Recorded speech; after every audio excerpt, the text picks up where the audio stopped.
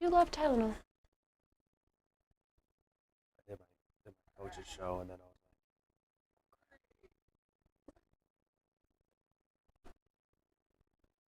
well, good afternoon, everybody.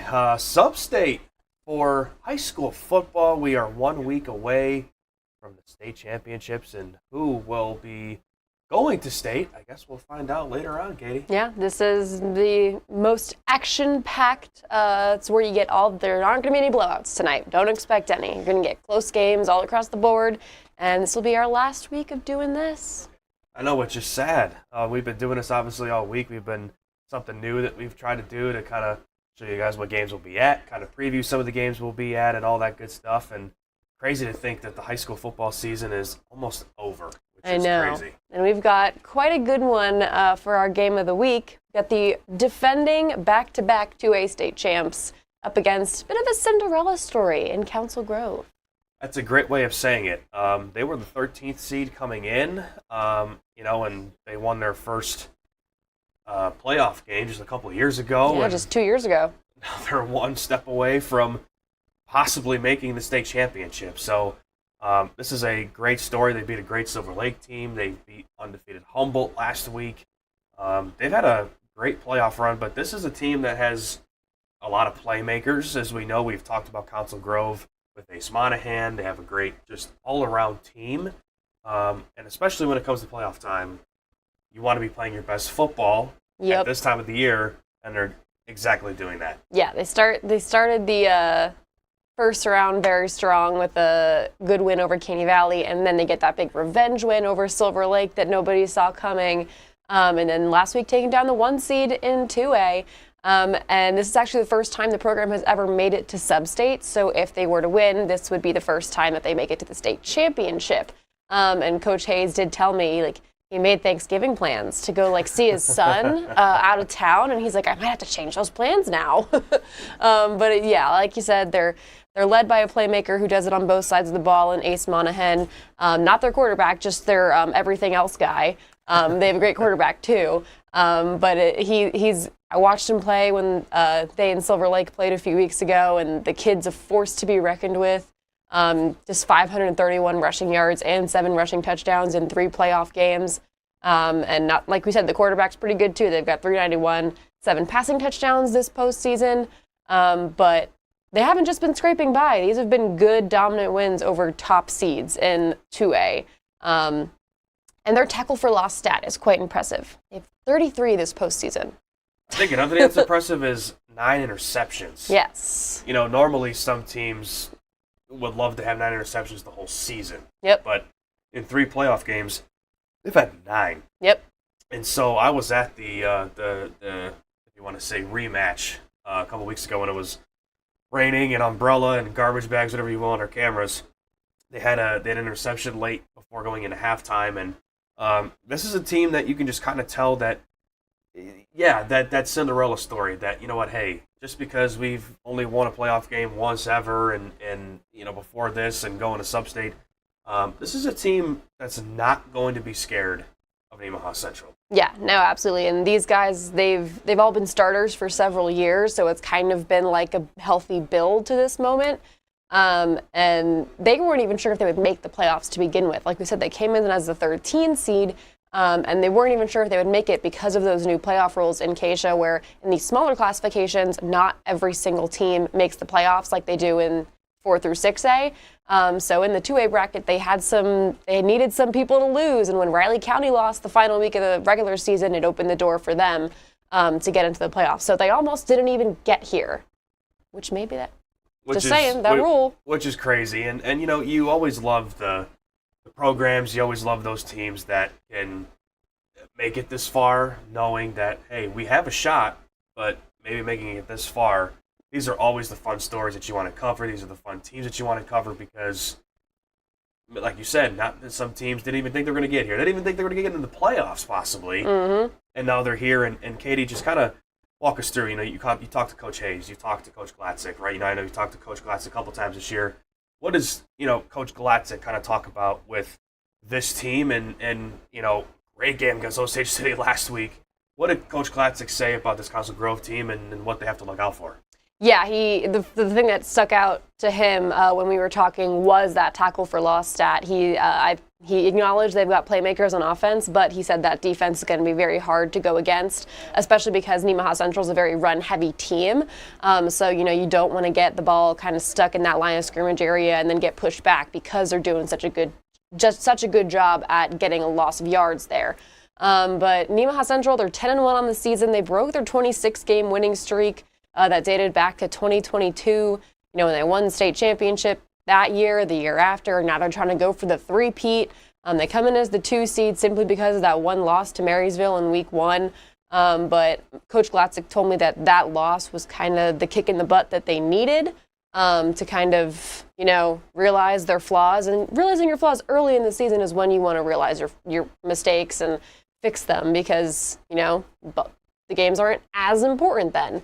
But that loss was kind of what they needed, especially because this is a very young roster, whereas regards to 2022 and 23, they had more experience. They had kids that were juniors and seniors on those 2 rosters, so they had that play experience.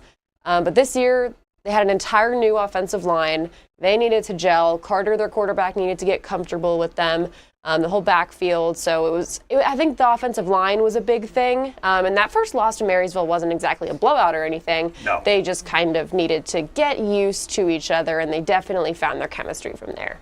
I think so too, and I would say many people probably didn't think that Marysville would beat Nemaha Central. And No.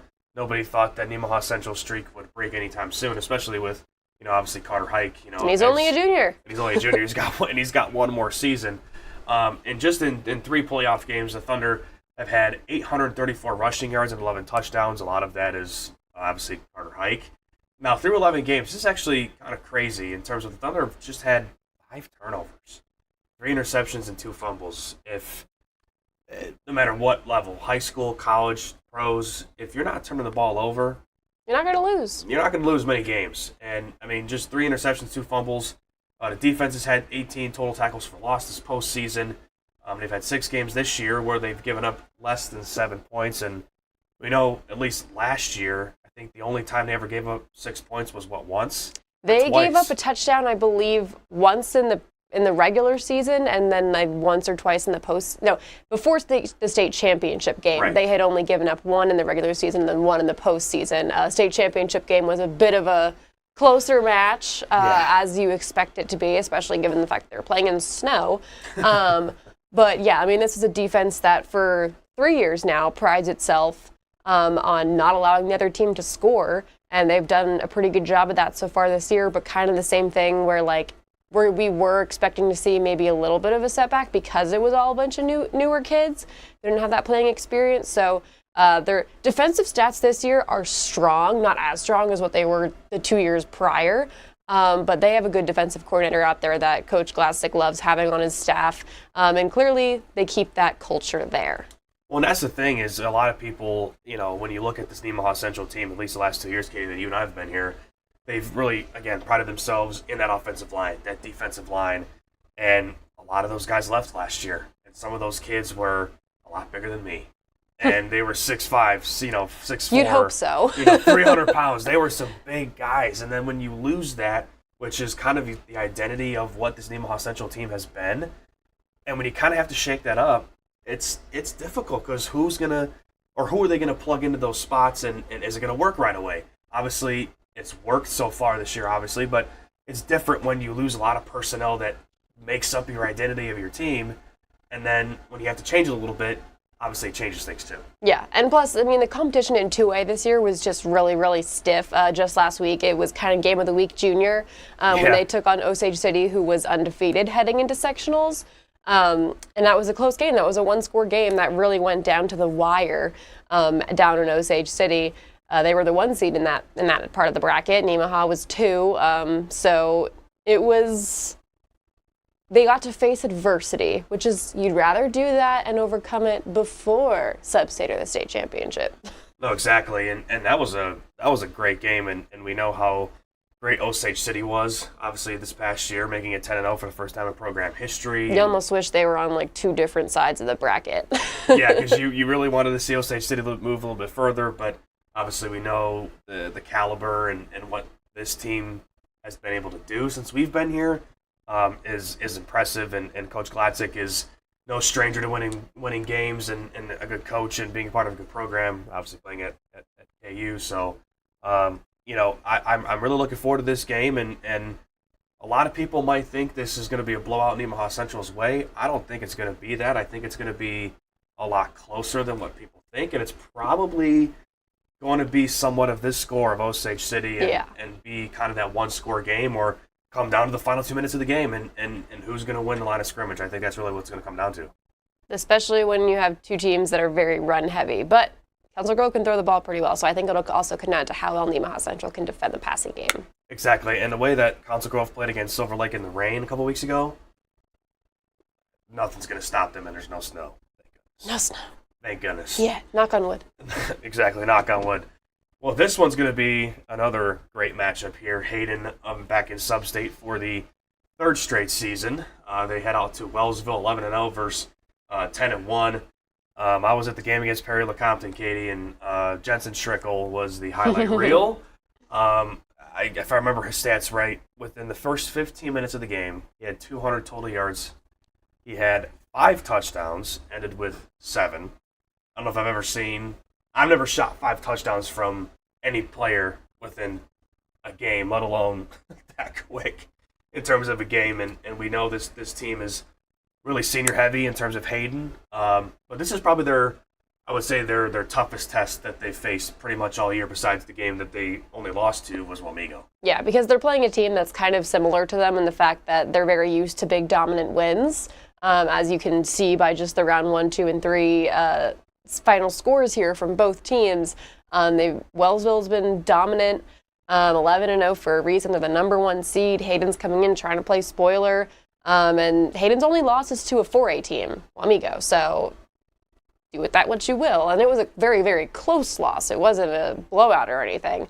But like I said, Wildcats have been on it this playoffs. They're outscoring their opponents 161-12. That means they've allowed less than 3 touchdowns. Which is crazy, and out of those 11 games, they've allowed 8 or less points in 8 games. So they do it on defense too. They do it on defense, and that's the thing is we know this Hayden team can put up points in a hurry, but also they're pretty good at stopping teams too. And that's the thing is where if you can have a defense that obviously can get your offense back on the field and score right away. Obviously, both sides of the ball love it because obviously you're scoring touchdowns. They don't have to worry as much. But this one, again, this is, like you mentioned, Katie, earlier, this is going to be games where they're not going to be, 35-14, 49-0, yes, 56-6. These are not going to be these games now. No, absolutely not. That does not happen in Sub-State unless there's just a total imposter that somehow got there, which I don't believe there is. And Hayden has to do this on the road. They won't be on their home turf. I still imagine that the fans will travel pretty well, as they typically do.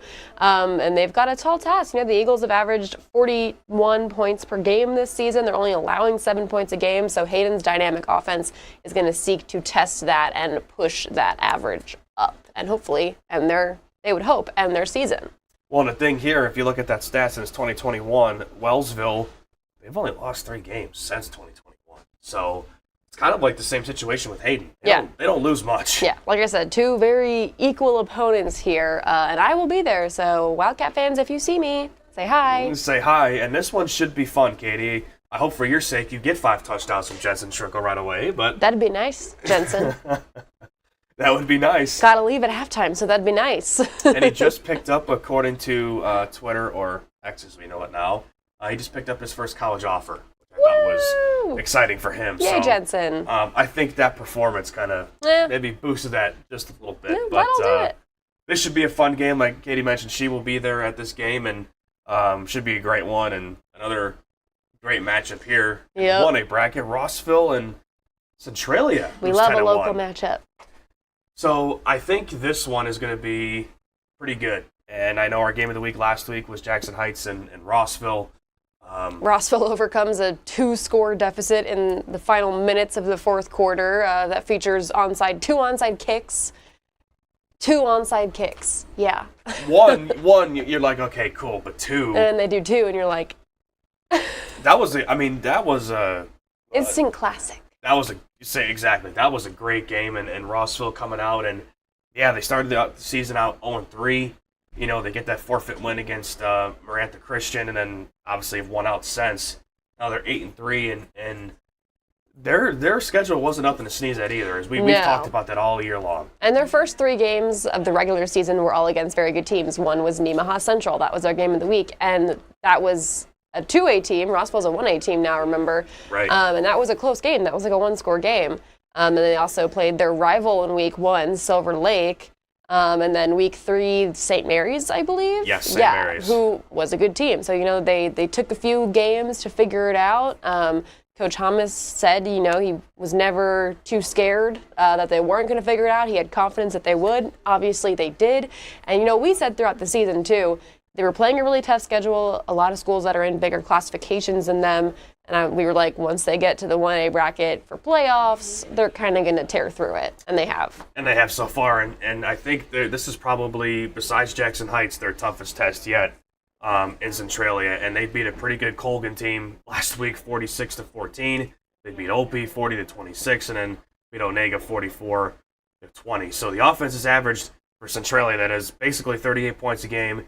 They've scored 30-plus points in 8 games, and they haven't lost its one and only game on September 13th, which came to Mid-Buchanan. So, even for Rossville, they haven't lost the road game since Nemaha Central. So This should be a very fun matchup, both down in Centralia. We will be at this game, too. I'm really looking forward to what happens, and, again, state berth on the line, so we'll see who moves on in terms of Rossville and Centralia. So, obviously, as we dwindle down to the sub-state games, there's not much more action going on. Nope. We are no more local teams in 4 and 5A. No. Our only one in 6A is right down here, Manhattan versus Derby, which is arguably just the state championship game. A lot of people would tell you because, unfortunately, they're on the same side of the bracket, so they can't face each other in Emporia next week. This is a game that I think is going to be like thousands of people in attendance. Derby fills a stadium, no problem, but I think all of Manhattan will definitely want to make the trip down to see it. I think so. You can possibly argue that could be the game of the year. Yeah. 2-11-0 teams. We're just going to call it the state championship. Pretty much. Both of these teams have played each other the last couple of years, whether it's the playoffs or regular season. Manhattan has had the upper hand the last couple of times. So we'll see if MHS can, pull out this win and move on. And I know Derby has a great tight end that's going to, I believe, Tennessee. Yep. So he's going to be the, big factor that they're going to hopefully try to slow down. But with this Manhattan team, they have a lot of weapons, too. Yeah. They have a lot of weapons. And this would be a revenge win for Manhattan because Derby knocked them out in sectionals last year. That's right. Then went on to beat Washburn Rural in Sub-State and make the state championship game. So Manhattan definitely wants revenge for that sectionals loss last year. And I kind of said this last year and this year, last year just felt like kind of a bit of a rebuild year for Manhattan simply because their team the year before when they won the 6A state championship was very senior heavy. They were a little bit younger last year. They were still really good. Obviously, they made it to sectionals and had a great record. But this feels like the year where they took last year to rebuild a little bit. All those guys now have 2 years of starting experience. They have a great quarterback. A lot of offensive threats and J.J. Dunnigan and the rest of the guys. So this is a battle of the undefeateds, and it's going to be a dogfight in Derby. I think it's going to be a great one. We'll have highlights from that. Thank you to our sister station, KWCH, down in Wichita.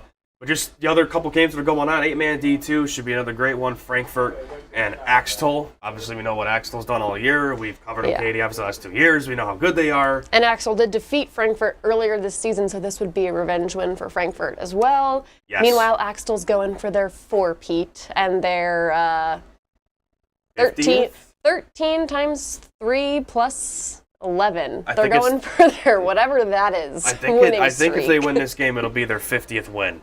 I think if my numbers are correct, or 51 or 49, whatever it is. This would be their 50th. 50th win, which is, that's insane. I know. You obviously you're 8-man D2, and obviously I think Nemaha Central at the time had the longest winning streak in 11-man.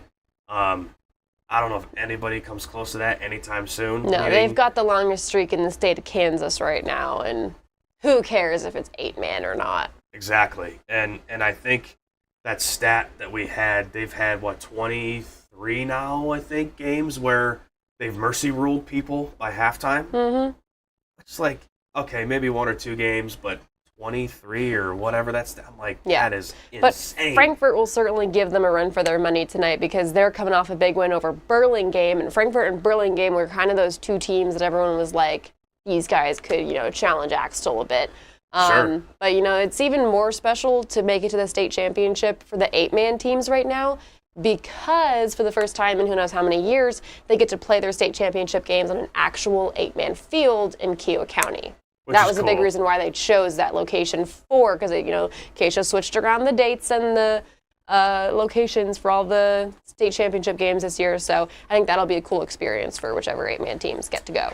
I think so, too, and I think that should be a good game because obviously Frankfurt beat an undefeated Burlingame, and we had a camera out there, and we saw the last game-winning play where they had the, go-ahead touchdown, and Wes Anderson had the, final interception. So Frankfurt's coming in saying, hey, let's try to, defeat Axtell finally.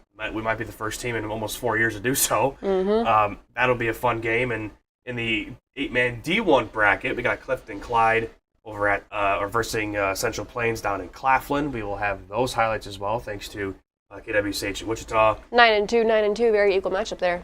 Exactly. And then we got another good one here, 1A Valley Heights at 9-2 versus Conway Springs. Again, thank you to KWCH. They will be helping us there as well with that game down at 11-0 Conway Springs. So, again, we wish we had more games for you, but that's what happens when you go to Sub-State. There's only, 7 games left? There's only 2 games happening per class. However many classes there are, do that math. And then, obviously, I didn't major in math. I majored in journalism. And whatever teams that we have left. We have nobody else in 5A. We have nobody else in 4A, unfortunately. But we still have a lot, 1A, 2A, 6A, 8-man. So we still have... Our smaller Northeast Kansas schools know how to win. They know how to bring it. Well, the good thing is next week, when state championships are, we will have at least 2 teams going to state championships, which will be awesome. Hopefully we'll have everybody that's left in the brackets, but we will at least have 2A and 1A for a state championship, depending on who wins tonight. So or 8-man D2.